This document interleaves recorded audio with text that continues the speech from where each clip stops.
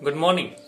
तो मेरे हाथ में एक किताब है और किताब को आप लोग देख चुके हैं। नाम है 5 AM क्लब और इसके राइटर हैं रॉबिन शर्मा। और 5 AM क्लब रॉबिन शर्मा, और इसमें जो इसका टैग लाइन है किताब का, on your morning elevate your life, यानी आप अपना मॉर्निंग अपने आप को दीजिए, अपने आप के लिए लीजिए और अपने लाइफ को एलिवेट कीजिए, अपने लाइफ को आगे बढ़ाइए, आप अपने लाइफ में बेटर बनिए। और एक किताब टोटली सुबह उठने के हैबिट को लेके है कि अगर आप मॉर्निंग में उठते हैं, सुबह में उठते हैं, तो उससे हमारे जिंदगी में क्या क्या बदलाव हो सकते हैं। और दुनिया के जो टॉप सक्सेसफुल लोग हैं, चाहे किसी भी फील्ड के, उनके हैबिट्स के बारे में है और उनके बारे में बताया गया है कि वो सारे लोग मॉर्निंग रिचुअलिस्टिक होते हैं, उनका मॉर्निंग का शेड्यूल फिक्स होता है और वो सब के सब मॉर्निंग में ही उठते हैं। उन्हीं सब चीजों के बारे में एक किताब है। और एक किताब मैं कह सकता हूं कि दुनिया की बेस्ट किताबों में से एक किताब है।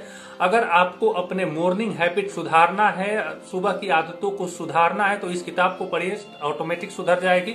और पढ़ के समझ के इम्प्लीमेंट करने की भी कोशिश कीजिए। ये नहीं कि पढ़ के छोड़ दिए तो कुछ नहीं होने वाला है। अगर आप पढ़ के इसको इम्प्लीमेंट करेंगे ना, तो इम्प्लीमेंटेशन से ही चीजें होता है। जब तक आप कितना ही चीज जानते हैं, उस पर एक्शन नहीं लेंगे, तब तक कुछ होने वाला नहीं है। तो अगर उस पर एक्शंस लेंगे, अगर इसमें बोला गया है कि 5 बजे उठिए, तो 5 बजे अगर उठते हैं तो पढ़ लिए कि 5 बजे उठना है, लेकिन उठ रहे हैं 9 बजे, तो कुछ होने वाला नहीं है। इसमें क्या क्या बताया गया कि सुबह 5 बजे उठ के 1 घंटा कैसे अपने आप के ऊपर दिया जाता है, कैसे अपने आप के ऊपर काम किया जाता है। Life will be automatically better, definitely life will be automatically better.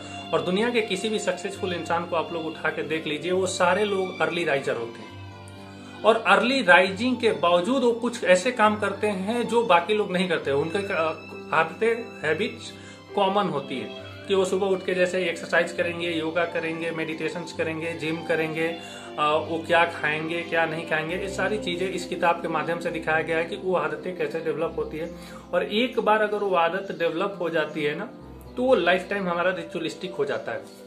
और जो इंसान सुबह में उठता है, वो पूरे होल डे काफी ज्यादा प्रोडक्टिव होता है, काफी ज्यादा बेस्ट होता है और अपना बेस्ट देता है। तो उसी से रिलेटेड किताब टोटली है। लेकिन अभी मैं इसमें से एक छोटी सी लाइन पढ़ूंगा और उसके बारे में थोड़ा सा डिस्कस करूंगा। बस वो लाइन पढ़ के इस वीडियो को खत्म करेंगे कि उस लाइन का मतलब क्या है। तो इसमें से एक है chapter number 11, navigate the tides of life, यानी अपने जिंदगी के टाइड्स को नेविगेट कैसे किया जाता है, आगे कैसे बढ़ाया जाता है, उसके बारे में है। तो इसका जो पहला टैग लाइन है बड़ी ही शानदार और बेहतरीन है, ध्यान से सुनिएगा। और एक राइटर का है हेलेन केलर। हेलेन केलर दुनिया के बहुत बड़ी राइटर में से एक हैं और उन्होंने लिखा है, the best and most beautiful things in this world can not be seen or even heard but must be felt with the heart. What? The best and most beautiful thing, दुनिया का सबसे best and most beautiful things जो होता है, we can not seen, हम उसे देख नहीं सकते हैं, और इवन हियर्ड, उसको सुन भी नहीं सकते हैं, but must be felt with that, लेकिन हम उसके साथ फेल्ट हो सकते हैं, हम उसको महसूस कर सकते हैं, उसको फील कर सकते हैं। और जब जिस चीज को हम फील करेंगे ना, तभी जाके हमारी लाइफ उस चीज को एहसास कर पाएगी जिसको हम देख भी नहीं सकते हैं और सुन भी नहीं सकते। हेलेन केलर वैसी राइटर है जो टोटली अंधी हैं और उन्हें कुछ दिखाई नहीं देता है, कुछ नहीं दिखाई देता था। इसके बावजूद भी वो दुनिया की बेस्ट राइटर है, केवल फील करके, एहसास करके, और उन्होंने ये सब चीजें किया। तो most of the beautiful thing, जैसे एक छोटा सा एग्जांपल मैं देता हूं कि love, you can not seen, you can not here, you can only feel. आप टोटली उसको फील करते हैं, आप उसको एहसास करते हैं, आप उस इमोशंस में जाते हैं और उस इमोशंस के चलते दुनिया की सबसे बेस्ट चीज होती है। दुनिया की बेस्ट चीज लव ही होता है, प्यार ही होता है। अगर आपको किसी पर्सन से है या किसी मेटेरियलिस्टिक थिंग से है, किसी एनिमल से है, किसी पेट से है, किसी चीज से, मैं ये नहीं कहता कि किस चीज से है, लेकिन वो क्या होता है, ना ही सुना जाता है, ना ही देखा जाता है, लेकिन महसूस किया जाता है। और महसूस किया जाता है तो सबसे बेस्ट चीज लाइफ का होता है लव। तो हेलेन केलर यही कह रही है कि दुनिया का सबसे बेस्ट चीज को हम ना ही देख सकते हैं, ना ही सुन सकते हैं, लेकिन अगर महसूस किए तो हो सकता है। आप अपने सक्सेस को भी इसी टर्म में देख सकते हैं कि अगर आप अपने सक्सेस को देख नहीं सकते हैं, सुन नहीं सकते हैं, लेकिन अगर उसको महसूस करते हैं तो आप उस टाइप की बेस्ट फीलिंग को एहसास कर सकते हैं। दिक्कत क्या होता है ना कि most of the people on this planet 99% success का जो पैरामीटर्स होता है, सक्सेस का जो क्राइटेरिया होता है, उसको एक अलग लेवल पे ही कंसिडर करते हैं। और इसमें वो भी लिखा गया है कि our culture measure success by how much money we have. हमारा जो कल्चर है वो सक्सेस को इसी लेवल पे मेजर करता है कि हमारे पास पैसा कितना है, अमाउंट ऑफ अचीवमेंट हमारे पास कितना है, हमें कितने लोग हमें जानते हैं, कितने लोगों तक हम पहुंच पाते हैं। तो पीपल इस चीज से अपना सक्सेस डिसाइड करते हैं।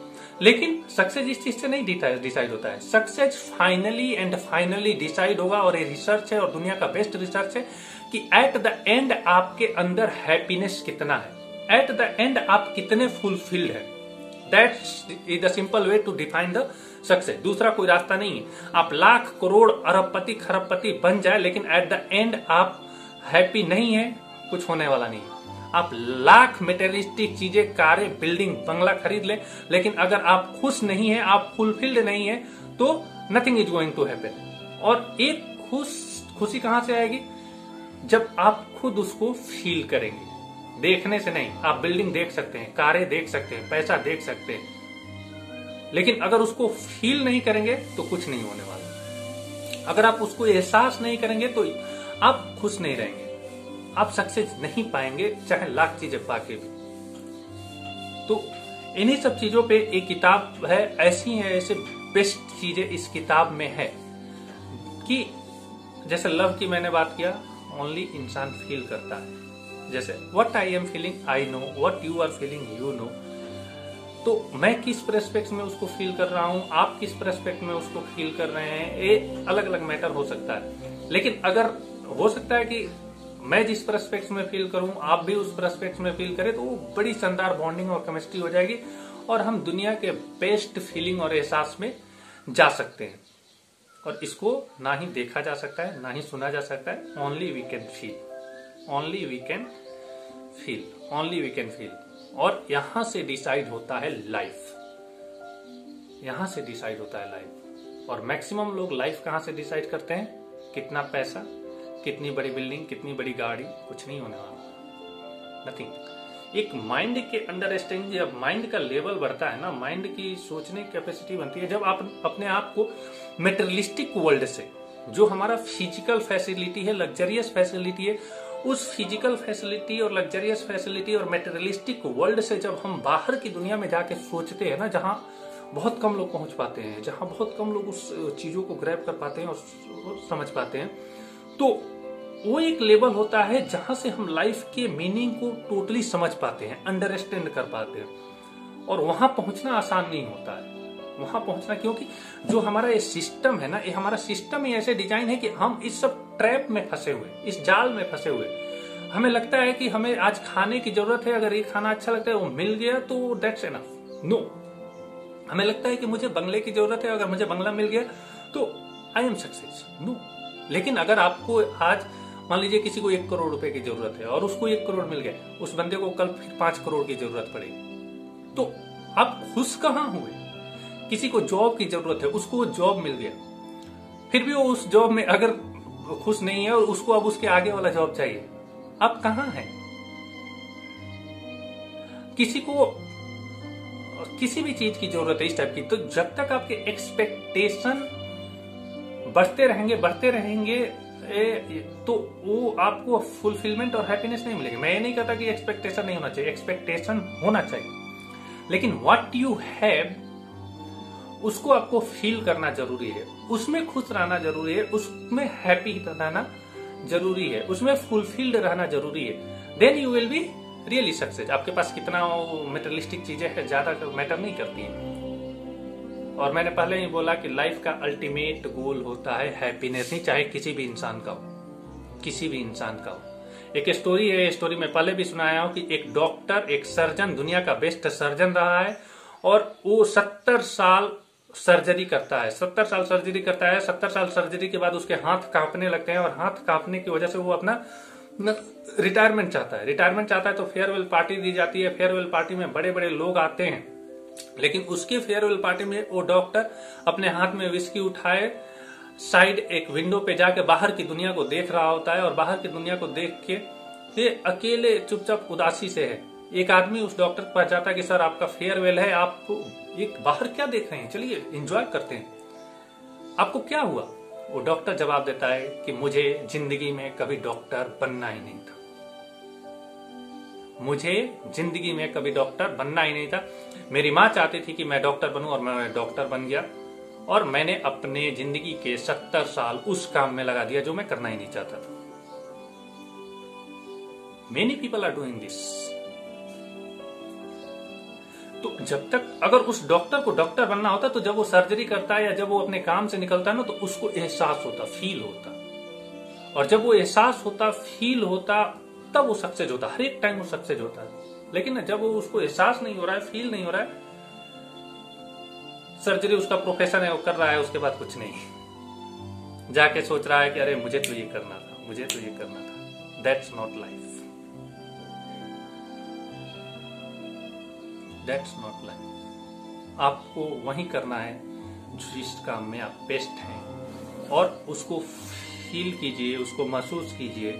और फिर से मैं उस वर्ड को एक बार रिपीट करता हूँ, the best and most beautiful things in this world can not be seen और हियर। उसको ना ही सुना जा सकता है और ना ही देखा जा सकता है, उसको महसूस किया जा सकता है। अगर आप महसूस करेंगे तो लाइफ डेफिनेटली ऑटोमेटिकली बेटर होगी। और लाइफ का अल्टीमेट गोल हैप्पीनेस और फुलफिलमेंट होता है। चाहे कोई भी काम हो, अगर आप हैप्पी हैं, फुलफिल्ड हैं तो आप बेटर हैं, अगर नहीं है तो उसमें आप हैप्पीनेस फाइंड आउट करने की कोशिश कीजिए। मैं नहीं कहता कि वो ये सब चीज है, आप उस चीज में अपना हैप्पीनेस और फुलफिलमेंट फाइंड आउट करने की कोशिश कीजिए। लव,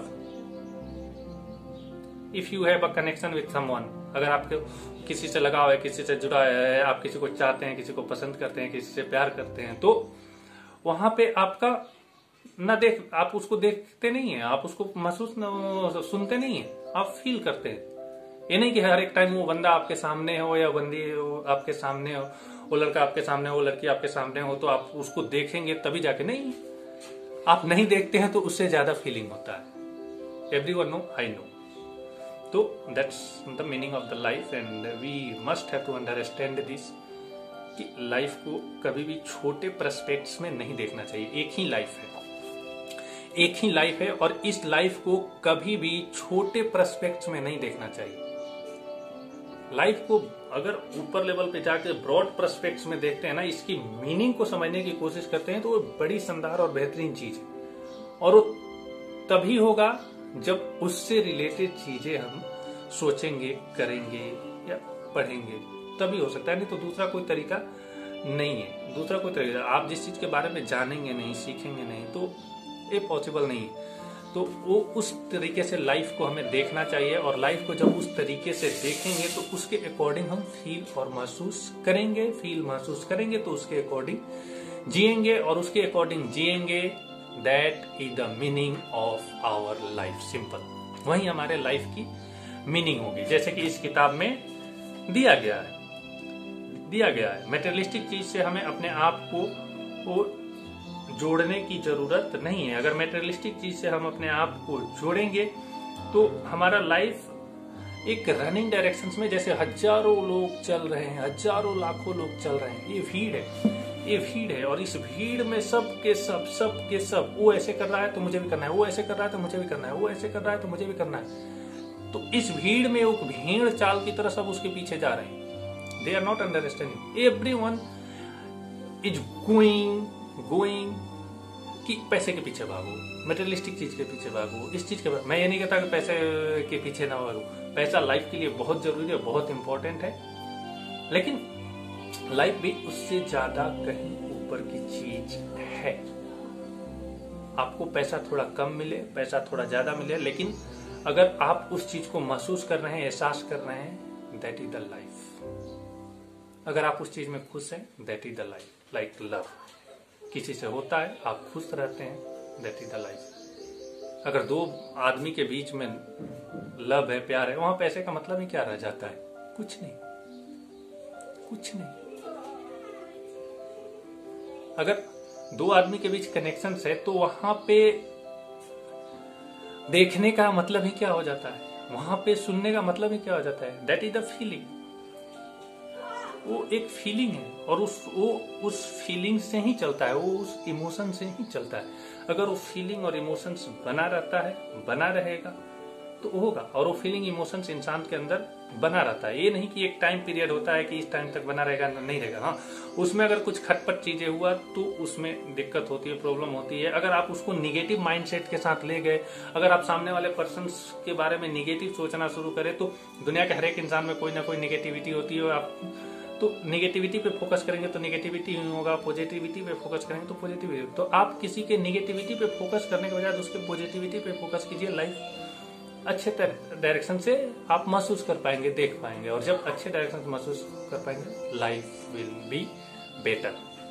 बहुत हो गया इसके लिए, आज का वीडियो भी लंबा हो गया, क्या क्या बोल गया। एक छोटी सी लाइन थी, उस लाइन पे थैंक यू सो मच। इस टाइप के और भी नॉलेज के लिए इस किताब से मैं और भी बहुत चीजें लेके आने वाला हूँ। ये बहुत ही शानदार किताब है और अगर आप पढ़ सकते हैं तो मैं इसको रिकमेंड करूंगा कि इस किताब को जरूर पढ़िए।